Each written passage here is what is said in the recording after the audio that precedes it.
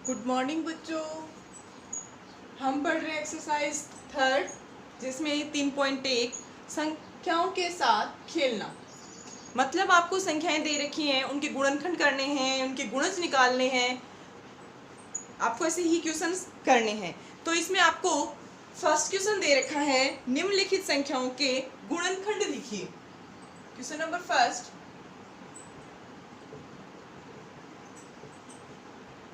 निम्नलिखित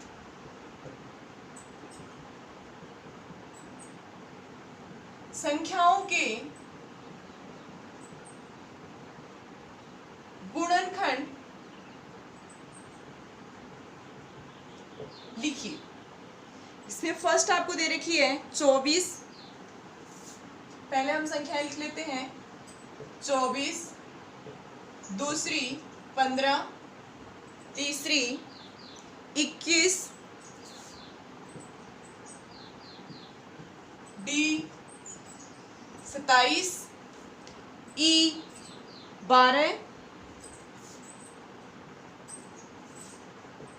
एफ 20, जी 23, एच 36। ये संख्याएं दे रखी है, हमें इनके गुणनखंड करने हैं। गुणनखंड कैसे निकाले जाते हैं पहले तो वो देखते हैं।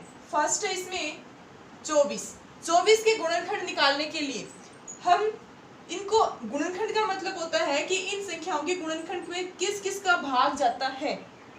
सबसे पहले हम सबसे छोटी संख्या का भाग देते हैं। एक का भाग तो सभी में जाता है, तो हम भाग देकर लिखेंगे। तो 24 में सबसे पहले 2 का भाग जाता है, 1 और 2 12 बार। फिर 2 का भाग 12 में 6 बार, 2 का भाग 6 में 3 बार, 2 का भाग 3 में 1 बार। ऐसे भी लिख सकते हैं। एक तो तरीका ये हो गया। दूसरा, हम 24 को लिख सकते हैं 1 गुणा 24 बराबर 24 को 2 गुणा 12 बराबर 12 को लिख सकते हैं, हम बना सकते हैं 2 गुणा 4 से भी तो भाग जाता है 12 में, तो इसको हम लिख सकते हैं 2 गुणा 2 4 और 3, तो सीधा 8 गुणा 3। ऐसे भी तो बना सकते हैं। तो इनके हम गुणनखंड देखो यहां से निकालेंगे।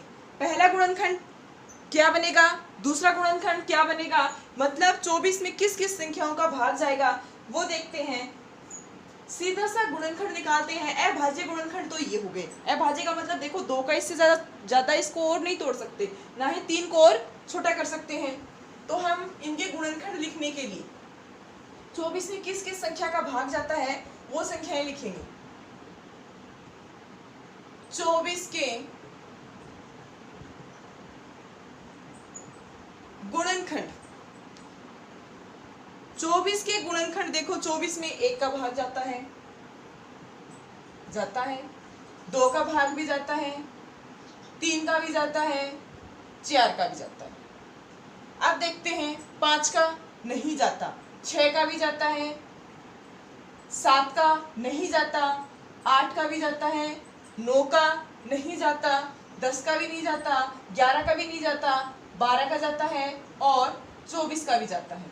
जिन जिन संख्याओं का इसमें भाग जाएगा वो सारे इसके क्या होंगे, गुणनखंड होंगे। ऐसे ही अगला है 15।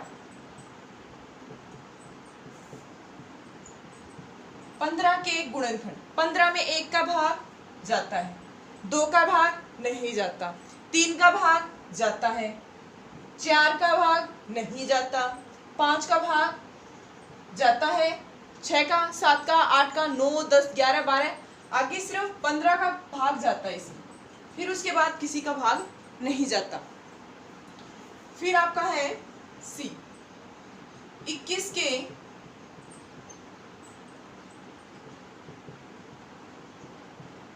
गुणनखंड। 21 के गुणनखंड, 1 का भाग तो सब में जाएगा, 21 में 2 का भाग नहीं जाएगा। जब 2 का नहीं जाता है तो 4 का भी नहीं जाएगा, 4 का नहीं जाता है तो 8 का भी नहीं जाएगा, खत्म कहानी। 3 का भाग जाता है, 5 का लास्ट में 1 है, नहीं जाएगा। 6 का 2 का नहीं जाता तो 6 का भी नहीं जाएगा। 7 का जाता है, 2 और 4 का नहीं जा रहा है तो 8 का भी नहीं जाएगा। 9 का संख्याओं का योग 2 और 1 3, 9 से छोटा रह गया, नहीं जाएगा। 10 11 12 सीधा इसमें 21 का भाग जाएगा और किसी का भाग नहीं जाएगा। फिर है डी, जिसमें बोला गया है 27।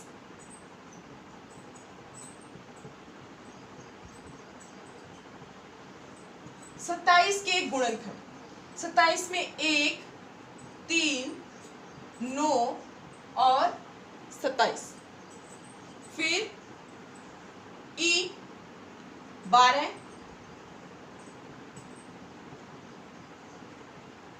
भाग के जो नियम है वो अभी लिखवा देंगे आपको। 12 में 1 2 3 4 और 6 और 12। एफ है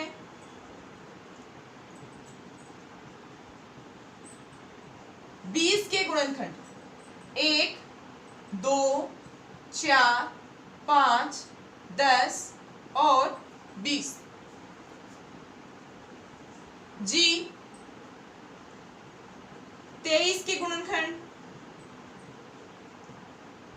23 एक अभाज्य संख्या है और इसमें एक और स्वयं के अलावा किसी का भाग नहीं जाता। एच है 36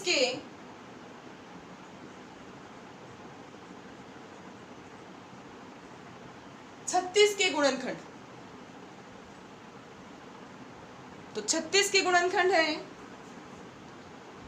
1 2 3 4, 5 का नहीं जाता, फिर 6 7 नहीं जाता, 8 नहीं जाता, 9 10 भी नहीं जाता, 12 और उसके बाद 18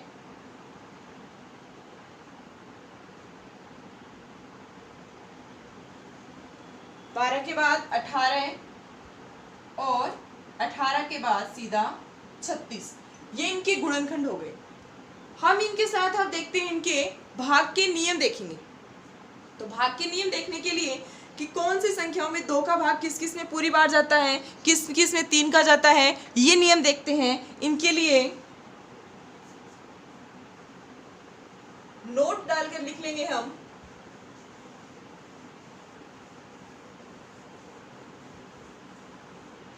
नोट डालकर लिखेंगे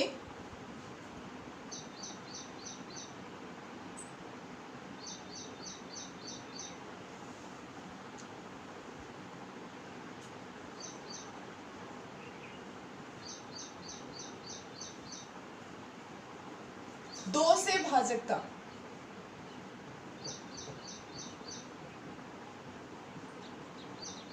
यानी कि किसी संख्या में 2 का भाग कब जाएगा, किसी संख्या का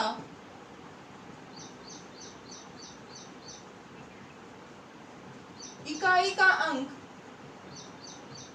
0 2 4 6 8 हो तो संख्या 2 से पूर्णतः विभाजित होती है। 2 से पूर्णतः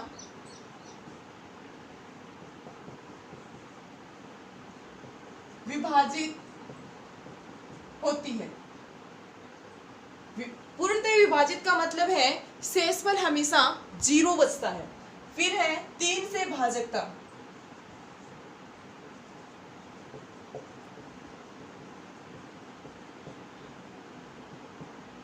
3 से भाजकता दी गई संख्या के अंकों का योग यदि 3 से विभाज्य है तो संख्या 3 से विभाजित होगी। यदि दी गई संख्या के अंकों का योग 3 का गुणज हो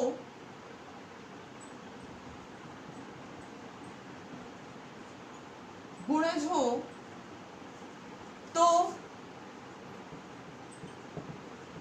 संख्या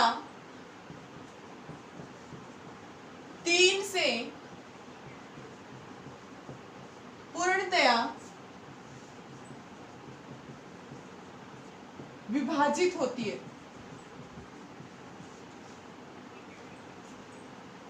अब देखो ये तो 3 से था, ऐसे ही सेम 9 का है।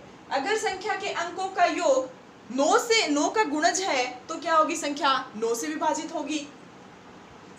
इसके साथ ही 9 का लिख देते हैं। 9 से भाजकता यदि दी गई संख्या के अंकों का योग 9 का गुणज हो तो संख्या 9 से पूर्णतया विभाजित होती है।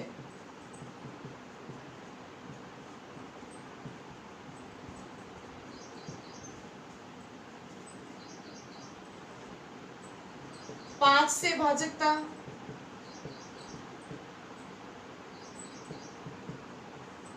संख्या की इकाई का अंक 0 या 5 हो तो संख्या क्या होगी? 5 से विभाजित होगी। यदि संख्या का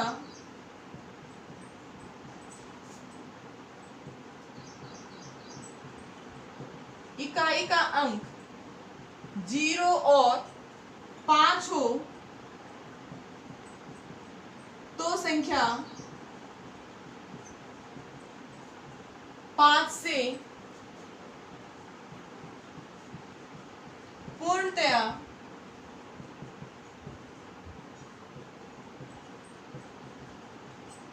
विभाजित होती है। यदि इकाई का अंक 0 या 5 हो तो संख्या 5 से विभाजित होती है। 4 से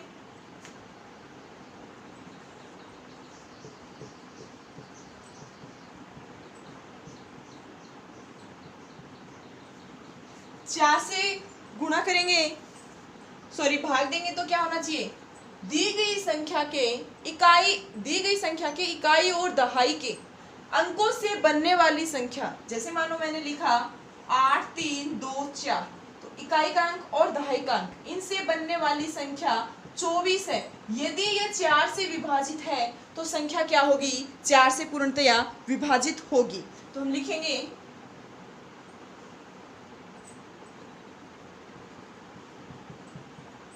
दी गई संख्या के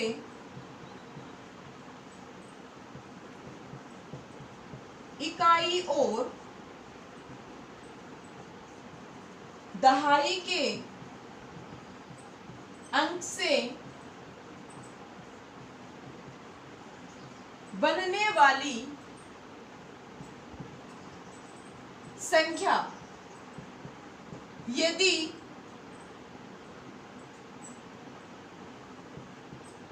4 से विभाजित है तो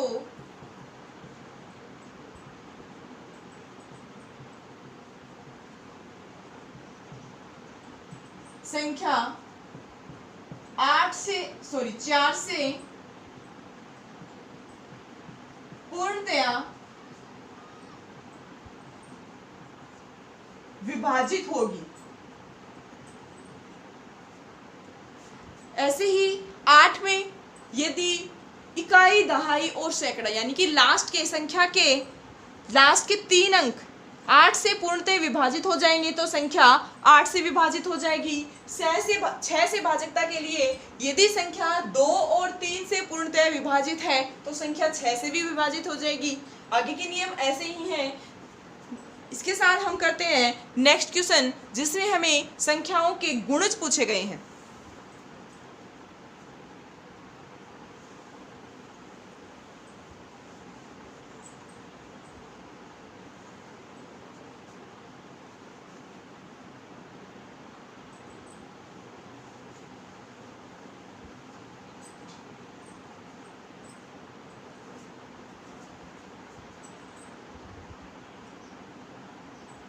क्वेश्चन नंबर 2 में हमें जो संख्याएं दे रखी हैं उनके प्रथम 5 गुणज लिखने हैं।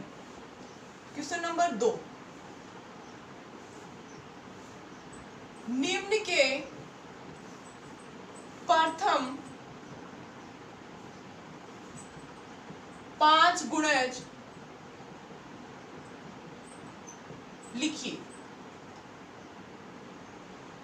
पहला है 5, दूसरा 8, तीसरा 9।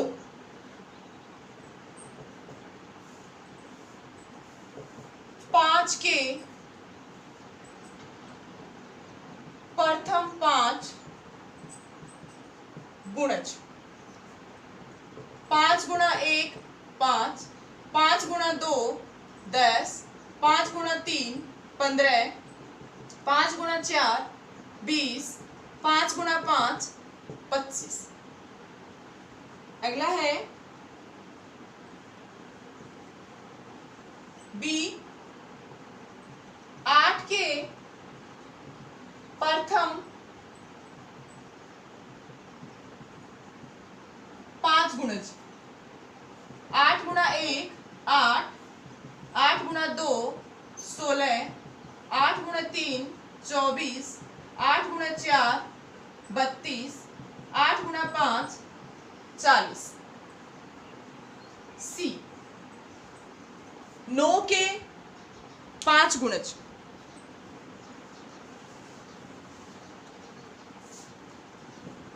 9 के प्रथम 5 गुणज। 9 गुणा 1 9, 9 गुणा 2 18, 9 गुणा 3 27, 9 गुणा 4 36, 9 गुणा 5 45। Question number 2 complete. Next question है वो हम करते हैं नेक्स्ट क्लास में। तब तक आप और संख्याओं के गुणनखंड भी करने की या उनकी गुणज निकालने की कोशिश करना।